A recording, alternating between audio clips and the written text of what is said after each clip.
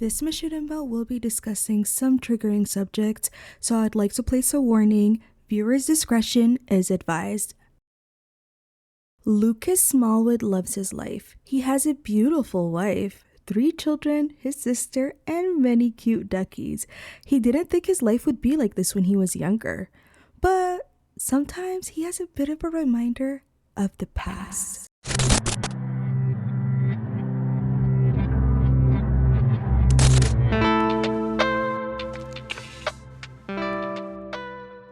Before we address the past, let's go ahead and have Lucas knock on his sister's door to talk to her. And you're still gonna work at that job?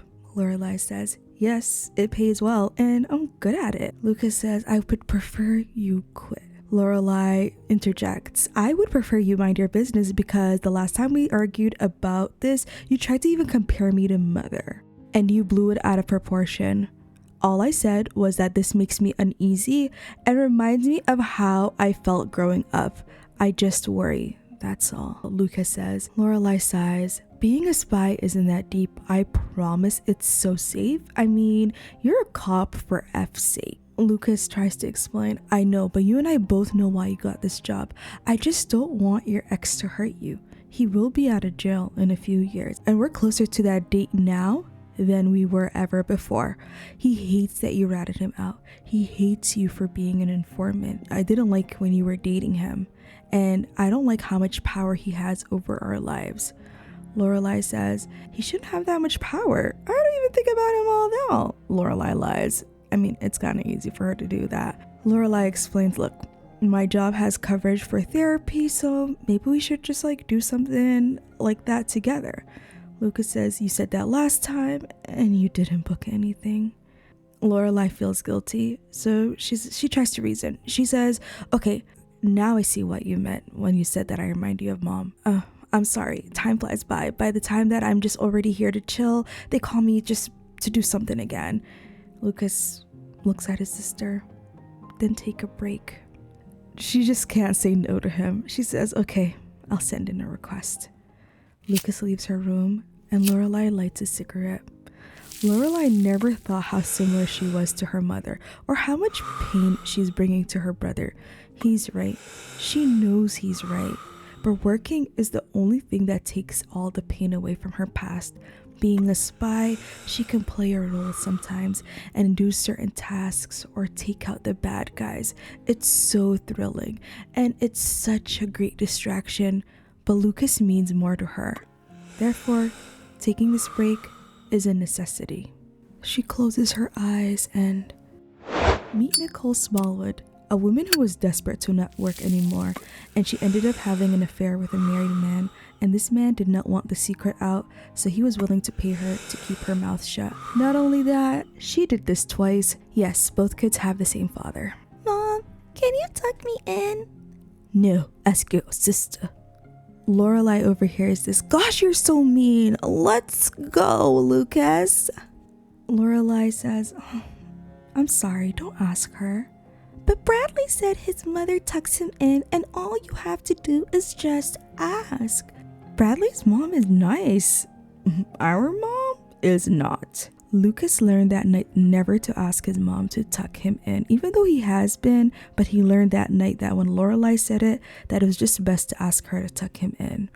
After all, she was like his little mother, and she would read him stories sometimes, and the more he started to understand his circumstances, the more he started to feel dislike towards his mother. Lorelei went back to her room feeling sad for her brother, and she thought about how cold her mother is. But not only that, how she barely provides for them and is selfish. Being with her boyfriend Pete was nice though. They had the bad boy good girl thing going and he was so good to her and he helped when he can. But she knew that wasn't realistic in the long term and that she needed to grow up and get a job. Months later, Lucas began having a fixation on who is his father. Your father is a busy man traveling the world and the world needs him. Lucas said, confused, but Bradley's father's busy and he comes home. Bradley's father's poor. Your father is providing us with this home. Don't compare our situation with them. Ugh. You are so mean, Mom. You brats want to ruin our life? If we become homeless, then you're on your own. Lucas tried his best to reason with Nicole, but she was not having it. So he ends up quitting, going back to his room, like he usually does when they have any conversations, because it just always goes left. It's almost like Nicole does this so that he learns not to talk to her. Are you ever going to tell me about our father? Lorelei says, I don't know much about him, but I know that he has a lot of money and he looks like you. I have only seen him once after school. He gave Mom an envelope and she hugged him. I said hi to him and I felt he looked familiar. I just instinctively said, Dad? Whoa, what happened next? And he walked away. Mom grabbed me back and she yelled at me. She told me to shut my trap up or I won't get money to go skating with Bonnie. Lucas says, oh, I will solve this mystery. Lorelei tells Lucas about a new job she's starting and he's confused. Why does she have to leave? I want you to stay. And she says, I need to work for us so that you can have things in your room, so that your room can feel like, Bradley's room. And he says, so if you have a job, you can have rooms that look cool? She says, yes. He's like, but I want you to stay after school. And she's like, yeah. And I'm going to have to teach you how to make some frozen pizza and to get the food out for the puppy. He says, oh. And he really doesn't want this. And she feels guilty, obviously. She would love to stay off. Like, you know what I'm saying? But, she has to go. And Lucas, he kind of understands that. Want me to tuck you in? Oh, will you? Of course. So she tucks her brother in and she goes downstairs to check on the puppy. And as she's playing with the puppy, Lorelei remembered how when her mother came back from the hospital and handed Lucas to her, she asked for his name and Mom said nothing. You name him. She named him Lucas that day. Lorelei just knows her mom's personality. It was better not to continue asking her any question. It's easier to just live by these rules until she and Lucas can leave one day. But with all the stress, that sometimes it leads to an outlet. It may not be healthy, but it works for Lorelei. Since it's new to her, she does feel guilty because it's quite similar to her mother. Lucas began his investigation to find his father. His friend Bradley helped him, and with the power of social media and Google search, they found him. Ever since Lorelei has gotten her job, Lucas loves to sleep over Bradley's home, and his mother never bothers to notice or care. Bradley's parents treat Lucas like he's a brother to Bradley, and even bought him Void Critter cards for his birthday. I also wanted to include a bit of their home. I do want to tell you that they aren't poor. They're almost middle class, but Nicole feels like anyone who's working is poor in comparison. So it's the next morning. The boys walk their dogs. Yes, by the way, the puppy aged up, and I don't know if you know, but the puppy's name is Monster, and the name is from Nicole's evil behind, who kept calling the dog Monster, and now the dog only responds to this name. Anyway, today Lucas and Bradley want to go and spy on what they think is Lucas's dad, like they have been for the last few days. They go to the dock again. Lucas is using his binoculars, looking at him, looking at that red-headed man who looks similar to him, but has Lorelei's green eyes. Lucas has been hesitant, like for the last few days, and Bradley would try to tell him to muster the courage to go up to this man and say hi to him. And Lucas is gonna go up to him and say hi. Hi, sir. Hello? Do you know Nicole Smallwood? My mom? Oh, I see what this is. She sent you to get more money? No, I only want to get to know my dad. She said she would keep you guys away from me and my family if I gave her money. And that's it. He walked away. Fred Willard, the father of Lucas and Lorelei Smallwood, a deadbeat. Lucas and Bradley cried their eyes out on that bench. This was his second heartbreak, the first being his mother who has neglected him. And that's when the hatred truly began. He used to excuse his mother, but after his father said that he had an arrangement with the mother about the both of them, Lucas swore to himself that he was going to move away from this shitty Brindleton Bay town.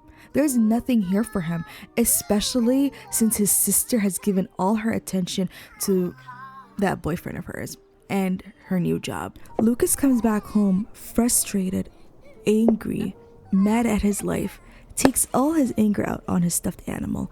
Tell me why. His mother comes in, starts smacking up the animal, and says to him, "This will be you next if you go ahead and talk to that man again. He is not your father. I'm the only parent you have, okay?" Let's fast forward to Lucas's teen years. Lorelei's part-time job helped her give her brother a beautiful room over the years with stuff he liked. Lucas felt a bit of pain because he felt bad his sister was carrying the household like this. Eventually, he also found a part-time job. During these years, Lo would be approached by the SDO, Stop Drugs Organization, inquiring about her boyfriend. She had been dodging them a lot, making excuses as to why she can't talk to them. It's only a matter of time before they think she's helping him out with his criminal activities. Except she's not. All she ever wants from Pete is love. Yes, it was nice that he helped her when she was in dire need, but she genuinely loves him. She couldn't turn her back on him. Could she?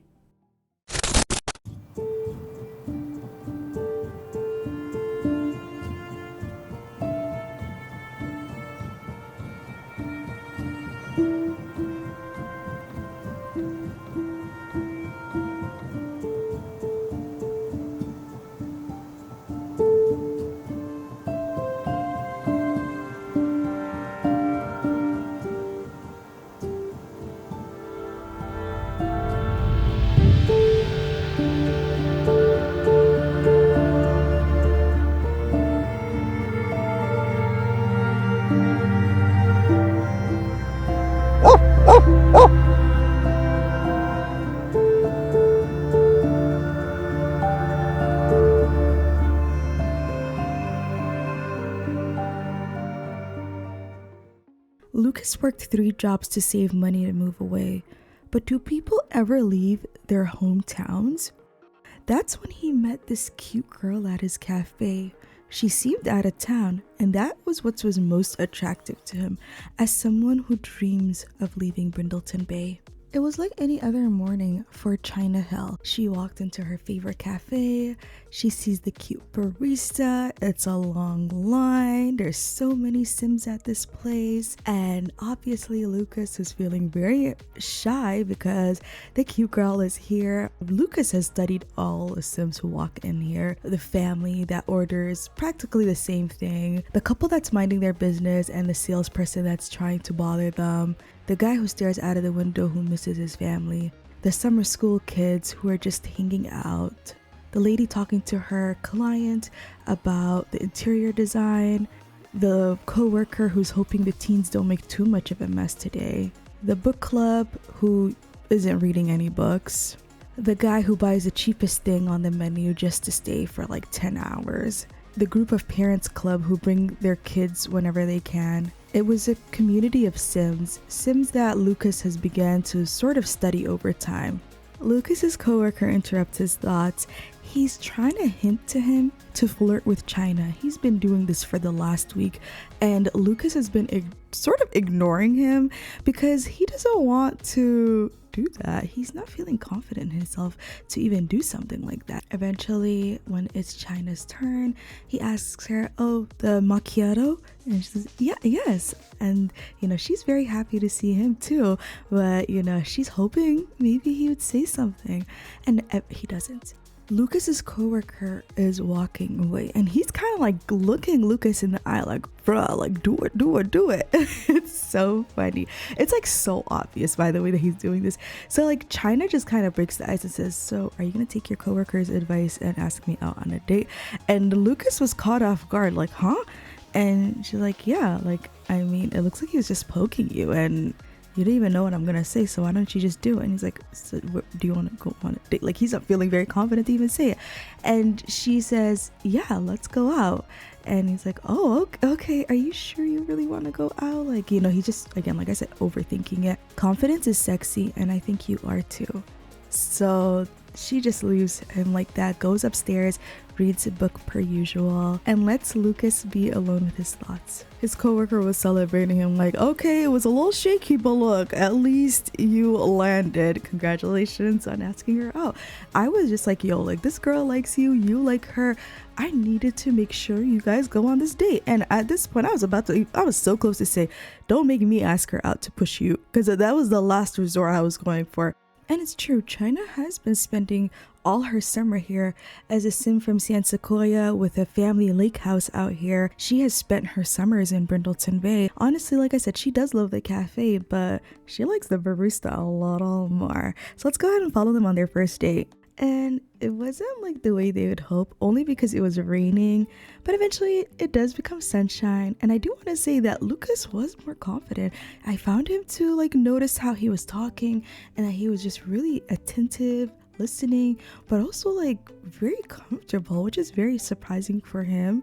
And you know, eventually, like when it gets a bit warmer and the sun is back, China asks him to go to the beach, and she says, you know, hey, I want to enter the water, do you want to go in with me? And he's like, you know, it's a little cold out there, I don't know. He's like, I don't know, like we're not even prepared for beach, you know? And she's like, who cares, like let's just go, take your shoes off, take your socks off, and let's go into the water. And they go into the water, and it's so cute. They're just chatting. He's like, this is like the craziest fun, like in a sense funnest date he's ever been on. And China, she just got out of a relationship too, so for her it was just fun to go on this date. But I'm gonna be honest, realistically they both knew long distance just wasn't gonna work for them. So they did have this first date, but after that they just remained friends. And to be honest, I think that was good for Lucas, because I think he knew he probably wouldn't have really been a good solid partner in a relationship yet. What was really cute is Lucas's coworker said that I think it would be really cool if he went into the police academy. And Lucas tried, and he got accepted in a school in Ravenswood. It wasn't really an easy school. Like basically they were calling the school, it was dubbed as Death Academy. And yeah, it was really harsh. Like the teacher was calling this place hell, y'all gonna puke, like just intimidating the students. But even like Lucas's punches, if y'all are gonna see, it wasn't necessarily the cutest, okay? And it was really funny because like the teacher was like being so mean to him because his fitness skill was the lowest. My niece punches better than you, la la la, just going in on him like, if your swings are this weak, why don't you just swing out the door and leave? Like just so mean, you know, and like really on Lucas. But you know, honestly it helped in the end because Lucas ended up, you know, becoming a cop. Another thing to add, Lucas was in a little fling with a girl named Wendy, and things were cute between them. It wasn't something serious, but it was something he kind of needed as a distraction during this time. Lucas graduates and he just couldn't find a job. He ends up going back home. I know, you're like, what? But it's okay. He has a job in between while he's looking for, you know, a solid police job. He's working like security, let's say. And during this time, China has found herself coming back to Brindleton Bay a lot. See, she wanted to go to fashion school and she used Brindleton Bay as an escape to like, you know, draw the fashions there and stuff like that, right? Since Lucas's return to Brindleton Bay, she has invited him a couple of times over to her home, and this was just like one of those nights. So he knocks on the door, excited to see his friend China, and like I said, they've been hanging out a lot since his return. And to be honest, I've found that Lucas has been crushing on her and he hasn't acted on those feelings, never once flirted. And same with China, she also feels a way, and they both have been in other sort of relationships during these 2 years of their friendships, or have made connections, and yet they both, that connection they have together is just not the same. They're looking for it in other sims. I feel like China might be again the one to sort of hint so that maybe Lucas can make a move. They go outside and they're watching the stars, and you know, he's telling her about all the star names and stuff and all the fun random stuff that he knows. And you know, she talks about how cold she is, and he's like, hey, you can wear my sweater and sit where I'm at, it's more warm. And you know, she sits on his spot, and you know, he's telling her, you know, oh my god, we should totally watch the sunrise. And they've been like literally out here all night just chilling together. And like, you know, eventually Lucas is the one who makes the move and they woohoo their first time. Okay, so they kind of jump over the whole pleasantries of like first dates, second dates, and he just straight up asks her, will you be my girlfriend? I am, you know, deeply in love with you. This is just something that I didn't know how to say. I really like you. And so she's kind of like, this is her dream come true. She is so happy. Of course she's gonna say yes. And y'all, she kept that sweater. She feels it's her good luck sweater. And when she draws her like fashion art, she just uses like it's almost like the sweater powers to help her. Again, she's superstitious about that sweater. Okay, don't play around with her good luck sweater. So yeah, China is feeling like she's on cloud nine. She is so happy that man that she had these strong emotional feelings that has become love he feels the same way about her. And you know, I love that for them. Lorelei's hanging out with her best friend Bonnie. This is kind of like how Bradley and Lucas, like they're sisters, okay? They grew up together. If Lucas couldn't go to Bradley's home, he was going to hang out with Bonnie and her little sister. I just want you to know that. If you ever watch Growing Together Let's Play, you'd know Bonnie has a place on that Let's Play, and her story is quite interesting there, but you kind of get more context on who she is here. Anyway, Lorelei says, can you imagine? Lucas just left like that, no warning. Sitting in silence like 4 feet apart, and there's so many things that I wish I could say, but I don't. Fuck, I just don't. Rewind the tape and just play me those memories. You're leaning into me and I'm holding on to your shoulder. Where did that go? Bonnie says, can you blame him? I got you to flip on Pete, get you a job with SIA, and we're always out on a mission. Bradley moved away for college, and his cute girlfriend is in San Sequoia with his baby. I mean, what's there left for him here? Let's be real, Lorelei.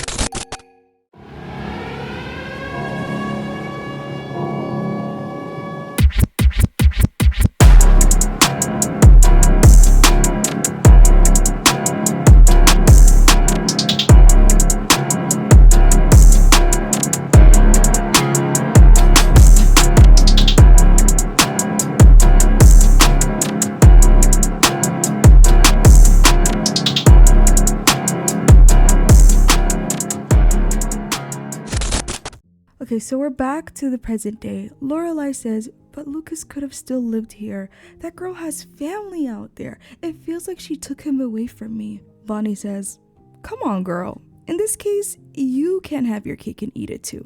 And let's just keep it real. I know you like China, so stop. Lorelei says, I just have to let him go? Well, yes and no. You can keep in contact with him, Bonnie says. You're right. For Lorelei, it just seems unfathomable. She says, it's been 2 years since his arrest, yet I'm still mourning the relationship. It's as if he died.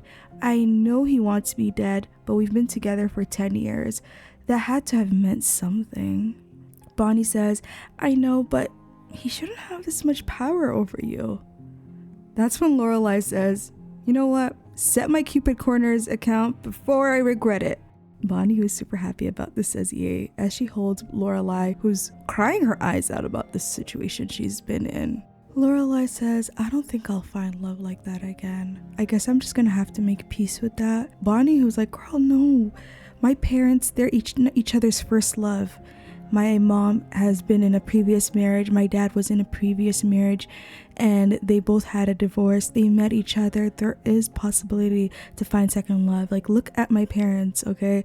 Use them as an example. I don't want you to think that, oh, it's over. It's first love and it's it. No. Look at Lucas. He was dating a couple of people before China. I'm sure that's going to be the same for me. How many Sims have I dated? And before hopefully will find my soulmate who's out there. Lorelei was feeling stressed from this conversation, so she took a bit of a smoke break. And while she was smoking, she was thinking of all her life decisions and what has led her to this point.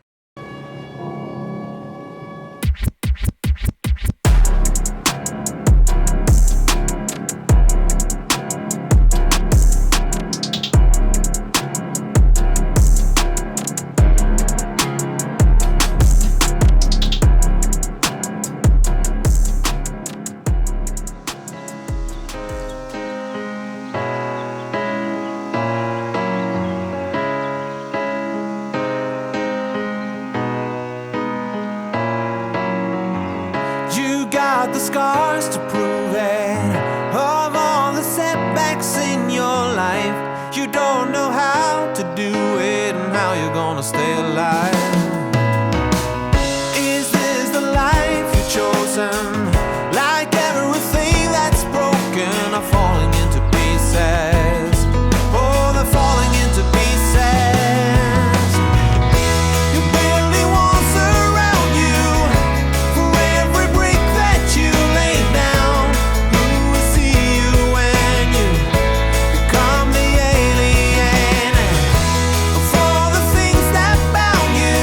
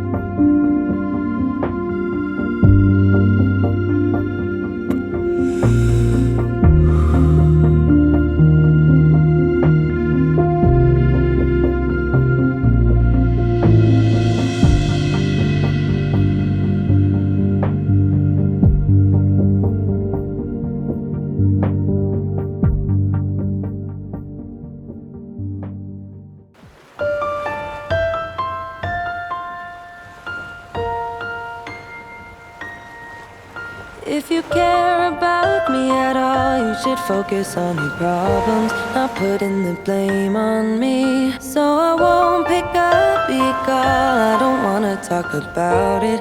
You know that we disagree. You always have to have the last word, don't you? Or you do things that you regret. Maybe you can find somebody new, somebody who knows just what to do. When you get all fired up and you hit where you know it will hurt the most, somebody who see what you see, but it won't be me. If you care about me at all, you should respect my boundaries. Don't come knocking on my door, 'cause it's scary, you must know. After everything we've been through, this can't go on no more. You never felt the limits holding you back. And I'm just wishing you would stop. I don't wanna find somebody new, 'cause nobody will know just what to do. 'Cause when you get all fired up and you hit where you know it will hurt the most,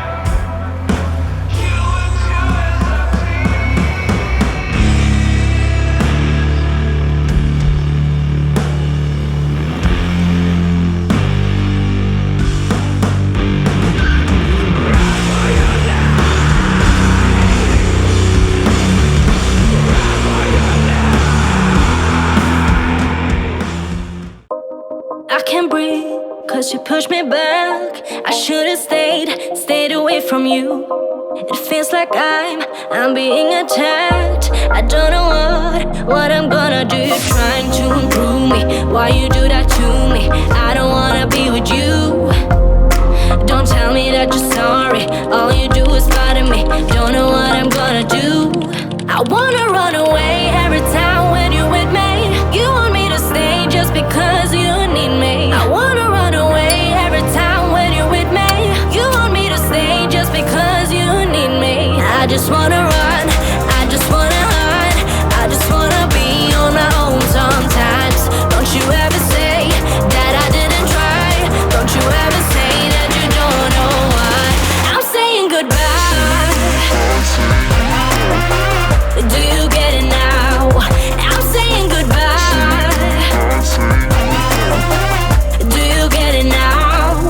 I'm saying goodbye. It's too late, there's no way that we can fix it now. Stay away from me, you bring me down and you hold me back. It feels like I'm not being attacked. Trying to improve me, why you do that to me? I don't wanna be with you. Don't tell me that you're sorry, all you do is bother me. Don't know what I'm gonna do. I wanna run away every time when you're with me. You want me to stay just because you need me. I wanna run away every time when you're with me. You want me to stay just because you need me. I just wanna run, I just wanna hide. I just wanna be on my own sometimes. Don't you ever say that I didn't try. Don't you ever say that you don't know why. I'm saying goodbye. Do you get it now? I'm saying goodbye. Do you get it now? I'm saying goodbye.